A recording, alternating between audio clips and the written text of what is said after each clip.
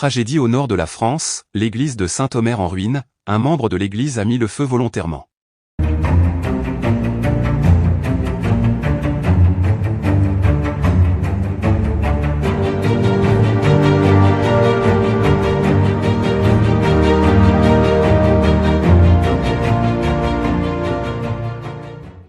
N'oubliez pas de vous abonner à la chaîne, et d'activer la cloche de notification pour ne rien manquer sur l'actualité des stars.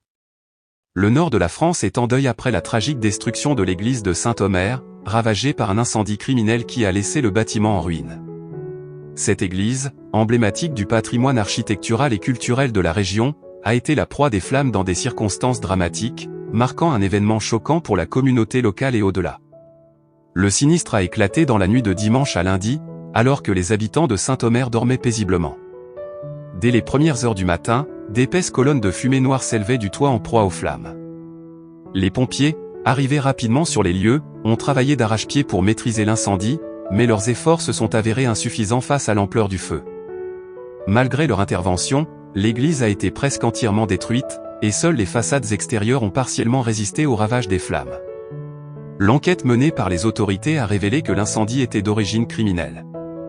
Les premiers éléments de l'enquête indiquent qu'un membre de la paroisse, dont l'identité a été révélée comme étant un ancien bénévole de l'église, a été arrêté.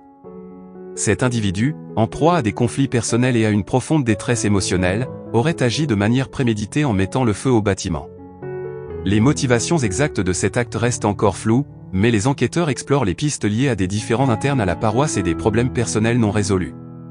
La nouvelle de cet acte criminel a provoqué une onde de choc au sein de la communauté locale. Pour beaucoup, l'église de Saint-Omer n'était pas seulement un lieu de culte, mais aussi un symbole d'unité et d'héritage culturel. Fondée au XIIe siècle, elle représentait un point central pour les rassemblements religieux, sociaux et communautaires. Sa destruction est perçue comme une perte immense et dévastatrice. Les réactions ont été empreintes de consternation et de tristesse. Les habitants se sont rassemblés pour exprimer leur solidarité, organiser des veillées et lancer des collectes de fonds pour soutenir la reconstruction éventuelle du bâtiment. Le maire de Saint-Omer a exprimé son indignation et son soutien aux victimes de cette tragédie. Il a également annoncé la mise en place d'un comité pour gérer les conséquences immédiates et planifier les étapes de reconstruction. Les autorités locales et les responsables religieux ont appelé au calme et à la solidarité. Ils ont souligné l'importance de préserver la cohésion communautaire face à cette épreuve. Un service commémoratif est prévu pour honorer la mémoire du patrimoine perdu et soutenir les membres de la paroisse touchés par cette catastrophe.